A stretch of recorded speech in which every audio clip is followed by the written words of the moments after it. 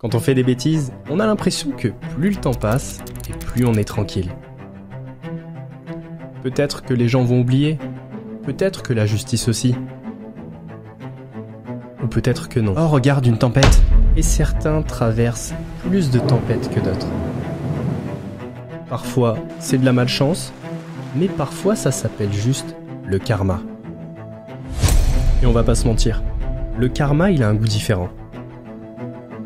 Si tu es spectateur, il est délicieux.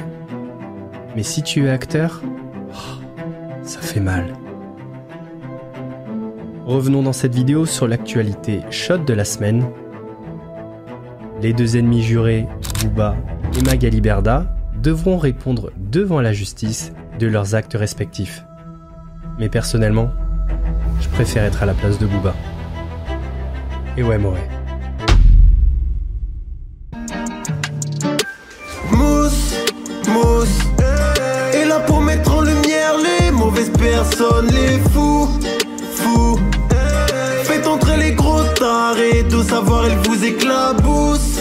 Mousse, mettez-vous à l'aise car là, on va se régaler. Mousse, abonnez-vous et likez si vous avez kiffé.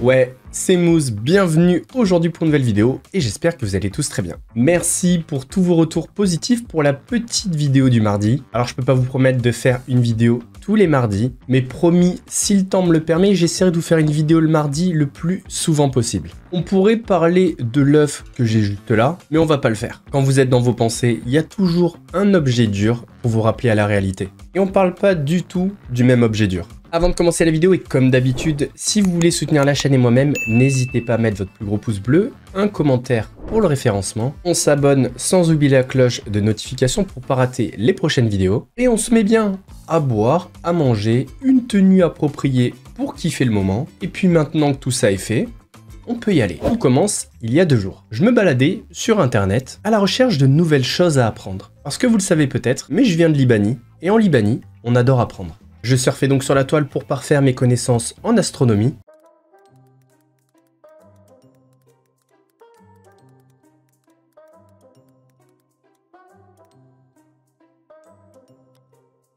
Quand soudain, j'ai reçu ce message.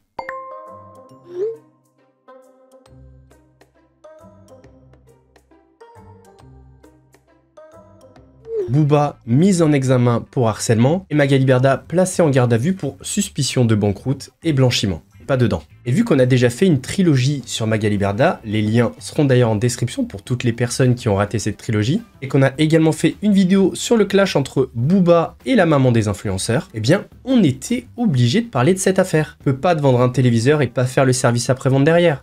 C'est pas professionnel. Alors je vous avoue que je suis tombé sur certaines vidéos qui traitent du sujet, mais ça m'a pas plu, ça manquait de précision. J'ai l'impression que c'était des vidéos qui étaient vraiment là pour surfer sur l'événement, mais au final, ça expliquait pas ce que c'était une banqueroute par exemple, mais également les pistes les plus probables quant à ces accusations, et les risques pour les protagonistes s'ils viennent à être jugés coupables. Commençons, si vous le voulez bien, avec Booba, le poids lourd du rap français. Comment un rappeur a croisé la route d'une patronne d'agence de marketing d'influence? Alors si vous voulez toute l'histoire, il y a une vidéo détaillée, le lien est en description. Mais pour ceux qui découvrent la chaîne avec cette vidéo, on va faire une petite piqûre de rappel. Ça a commencé tout simplement sur les réseaux sociaux et Booba a découvert qu'on lui proposait d'investir et qu'en fait tout était faux.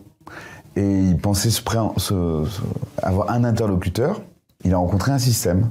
Il avait commencé à s'en prendre à ce type qui se présentait comme une star de l'investissement et du trading. En fait, il y avait un système derrière. Ce système, rapidement, a pris un nom pour lui qui est Magali Berda et la société Shona Events. Tout ça a commencé parce que monsieur Eli Yafa, qui est plus connu sous le nom de Booba, a publié sur Twitter à la mi-mai des photos d'un procès verbal qui divulguait des informations personnelles de Magali Berda. Magali Berda a donc demandé à monsieur Yafa de retirer cette publication et ça a complètement dégénéré. À la base, Booba était en bif avec Marc Blatta, sauf que Marc Blatta est une tête de l'agence Shona Events. Et que fait une mère quand on attaque son enfant? Elle vient le défendre, même s'il a fait une bêtise. Et c'est comme ça que Magali est devenue la nouvelle cible de Booba, puisqu'il a compris qu'en fait, les influenceurs ne sont que des figurants. Sauf que Magaloche a fait une erreur, elle a tenté de faire taire le rappeur. Est-ce qu'on peut faire un appel à Instagram, Snapchat et TikTok pour le bannir des réseaux sociaux? Parce que cette personne qui est un énergumène, je ne sais pas d'où il sort, je pense qu'il devrait être vraiment immédiatement pris en charge par le service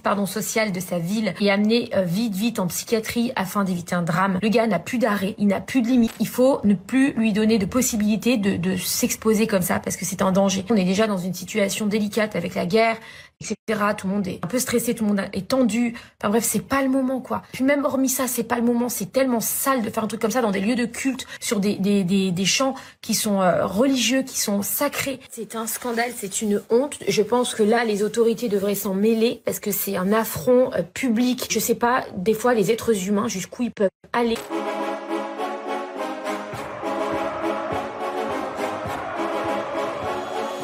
C'est une première victoire judiciaire. Et c'est cette tentative de faire taire le rappeur qui l'a transformé en véritable pitbull. Une fois qu'il lui a attrapé le mollet, je sais que c'est pas un mollet, il ne l'a pas lâché. Dénoncer ces faits aux autorités.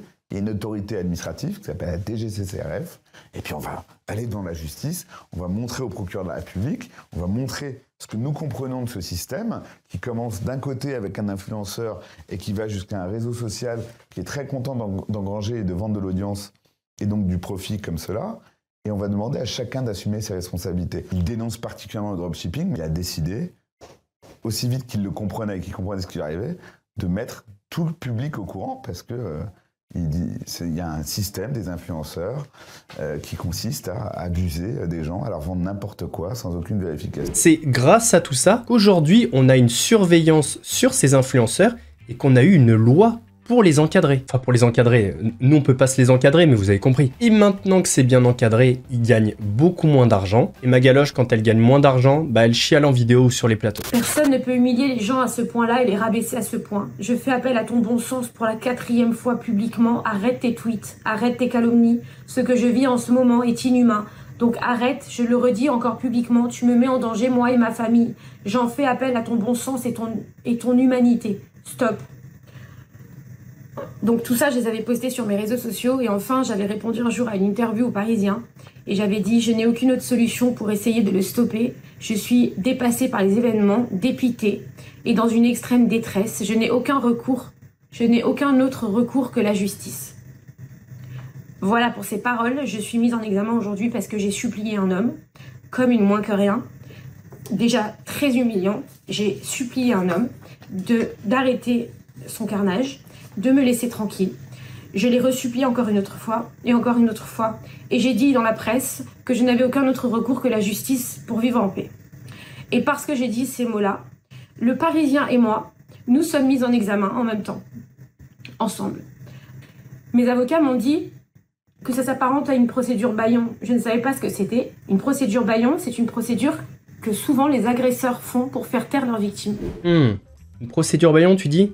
Souvent utilisé par les agresseurs. Comment pourrait-on appeler alors le fait que tu as poussé pour faire sauter ces réseaux sociaux? D'ailleurs, tu as réussi. Parce qu'il est évident que quand on reçoit un truc comme ça et qu'on est déjà par terre, et qu'on est déjà fatigué, et qu'on est déjà épuisé moralement et à bout, et quand en plus vous entendez que vous êtes mis en examen parce que vous avez tout simplement supplié à votre agresseur de vous laisser tranquille, bah vous n'arrivez plus en fait. Vous vous dites que finalement ça devient vraiment très fatigant. Donc je vous annonce que je suis mise en examen, que j'espère que ça n'aboutira à rien parce que de toute manière c'est une phrase, voilà, mais que en payant 16 000 €, eh bien je porterai le titre de mise en examen jusqu'à ce qu'un juge déclare que je ne suis pas que je n'ai pas menti, ce qui est le cas puisque tous les tweets de Booba sont encore en ligne. Ça a détruit ma vie, ça n'a pas changé ma vie, ça a vraiment détruit ma vie. C'est-à-dire? On n'a plus de vie.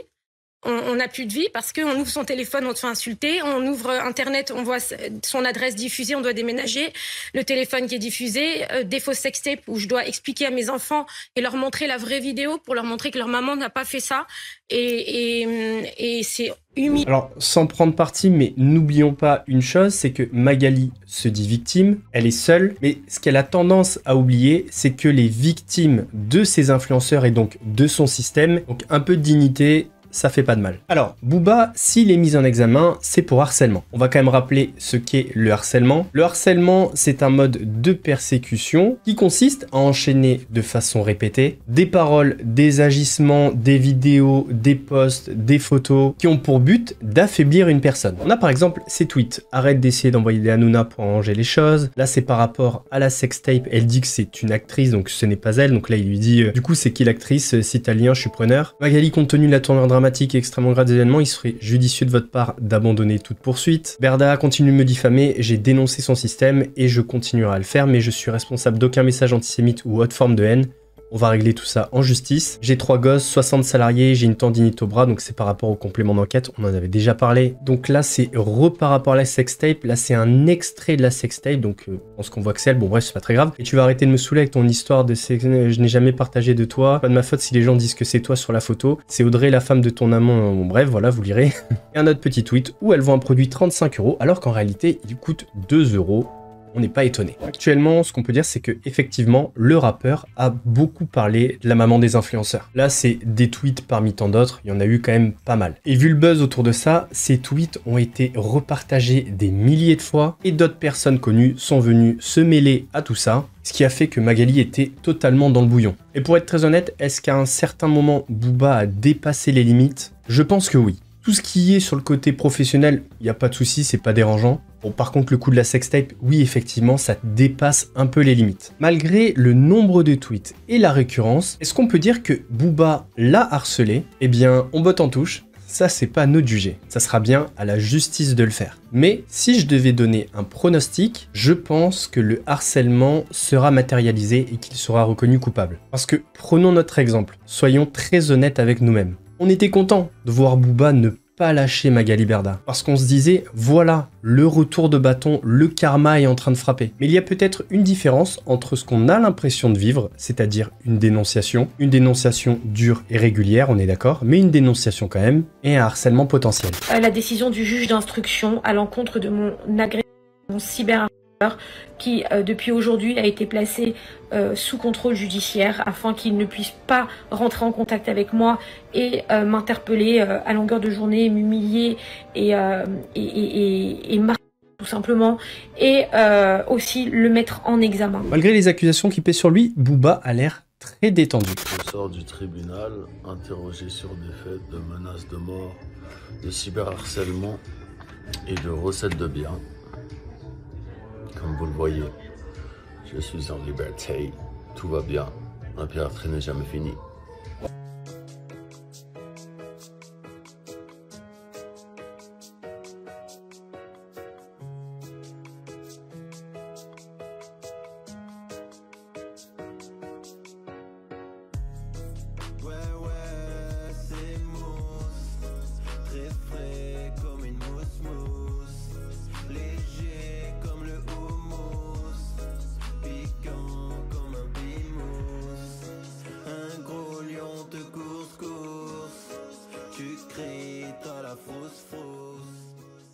Ah mais non, je t'ai pas en garde à vue, moi.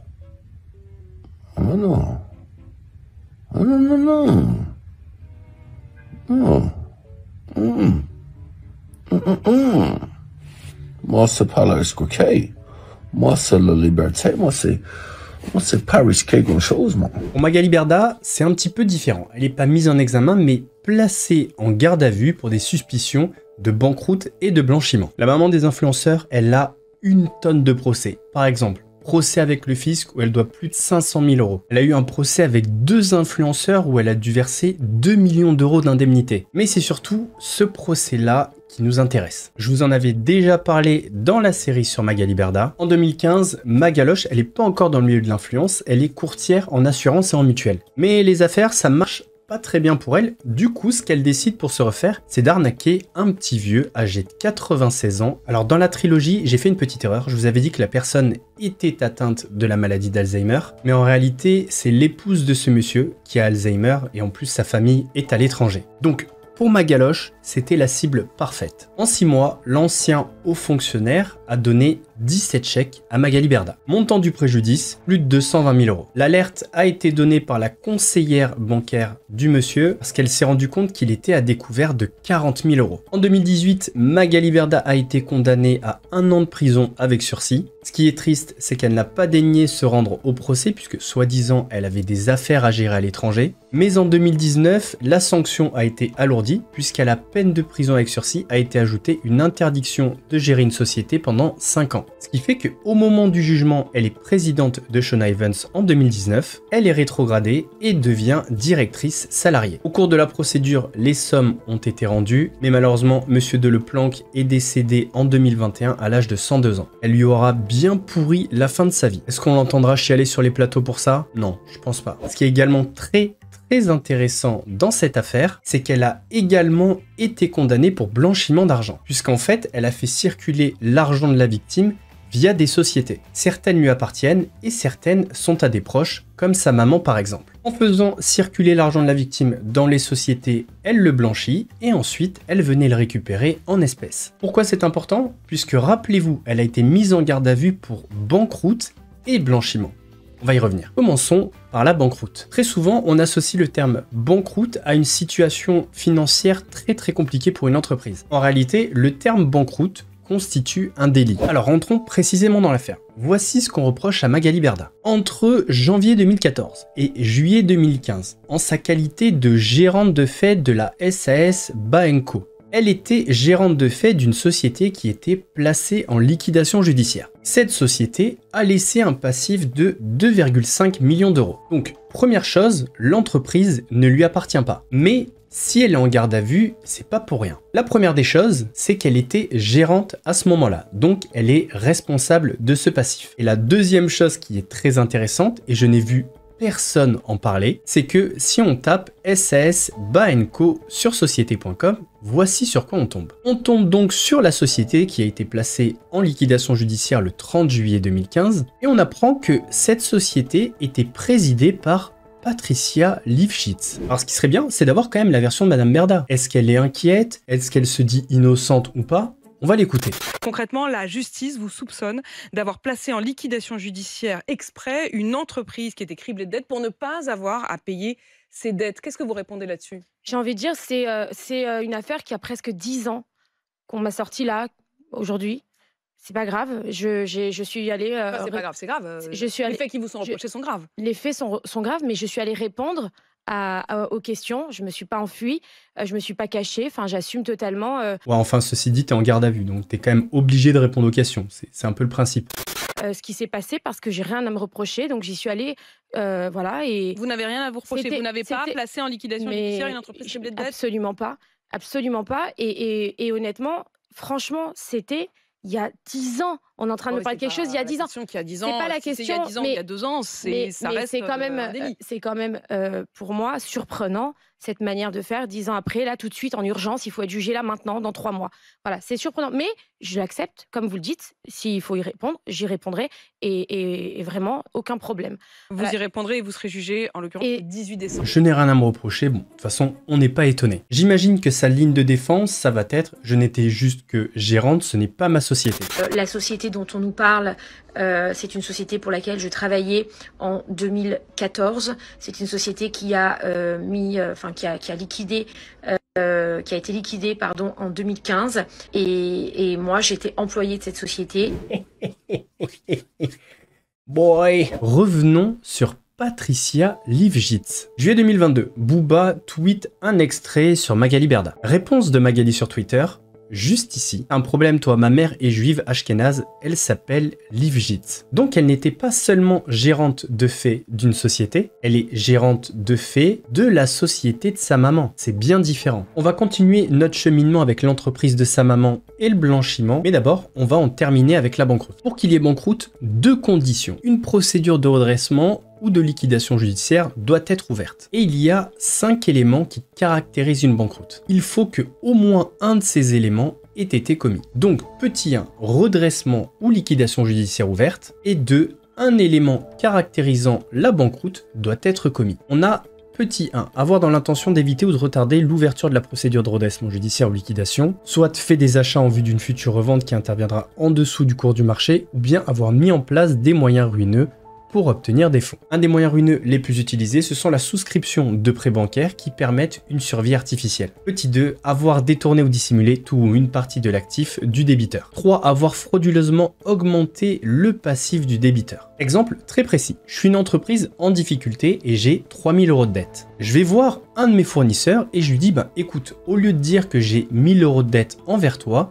je vais dire que j'ai 10 000 € de dette envers toi. Et je lui dis que quand les organismes vont venir payer ma dette, eh bien, sur la dette en plus, il me donne par exemple la moitié en espèces. Donc lui, il passe de 1000 € de dette que j'avais envers lui à 5500 €. 1000 plus la moitié du reliquat, donc des 9000, 4005, ça fait 5500 €. Et moi, dans l'affaire, je me récupère 4500 € en espèces. C'est un exemple parmi tant d'autres, mais je connais des gens qui ont déjà fait ça. Petit 4, avoir tenu une comptabilité fictive ou fait disparaître des documents comptables de l'entreprise ou de la personne morale ou s'est abstenu de tenir toute comptabilité lorsque les textes applicables en font obligation. Et petit 5, avoir tenu une comptabilité manifestement incomplète ou irrégulière au regard des dispositions légales. Alors même si pour l'instant on n'a pas beaucoup d'infos, j'ai quand même mon hypothèse. Dans le passé, Magali Berda avait contracté énormément de prêts et du coup elle a été interdite bancaire. Donc contracter des prêts pour elle, c'est un réflexe. Les rembourser un peu moins. Première hypothèse pour moi, le petit 1, elle aurait utilisé des moyens ruineux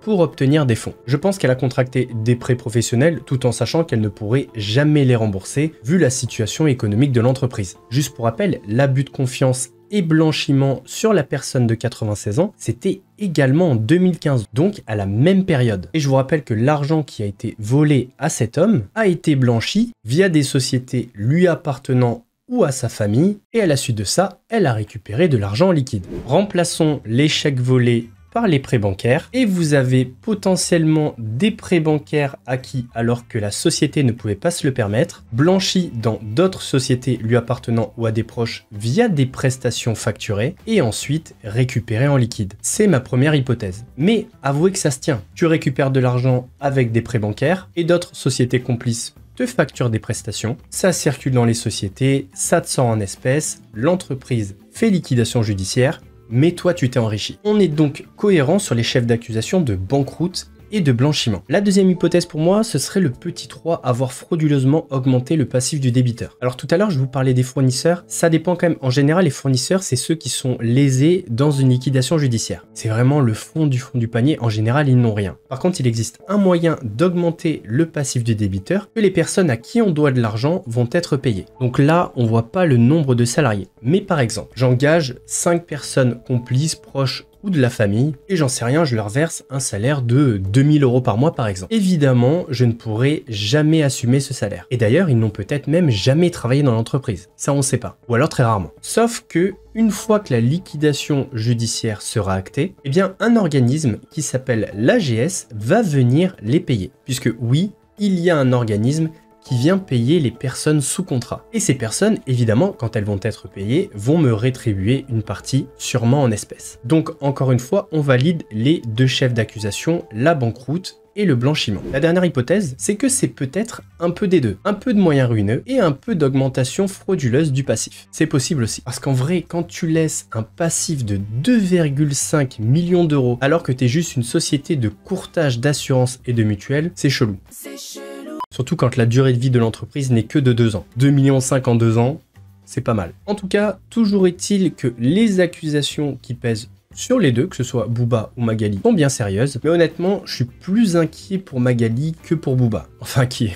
Non, je m'en bats les couilles, mais je veux dire, si j'étais à sa place, je serais très inquiet. D'ailleurs, elle a pas l'air sereine du tout sur le plateau. C'est pas tant ce qu'on lui reproche qui a l'air de la choquer, c'est plutôt le fait que ça date d'il y a presque 10 ans, elle le répète plusieurs fois. Et en ce sens-là, et au vu de sa tête, j'ai l'impression que c'est presque un aveu de culpabilité et qu'elle sait qu'elle est dans la merde. En tout cas, je trouve ça dommage que cette news ait été traitée aussi légèrement par des chaînes YouTube ou par les médias en général, parce qu'il y a quand même pas mal de choses à dire. Et si on rentre pas dans le détail, les gens peuvent pas comprendre exactement de quoi on parle. Et c'est bon, Magali, en vrai, Rends l'argent. Quoi, tu peux pas? J'ai une tendinite au bras. On arrive donc à la fin de cette vidéo. J'espère qu'elle vous a plu. Si c'est le cas, le petit pouce bleu, le commentaire pour me donner votre avis. On n'oublie pas de s'abonner et d'activer la cloche pour pas rater les prochaines vidéos. En attendant vendredi prochain, ou peut-être mardi, je sais pas. Prenez soin de vous. Mousse vous salue.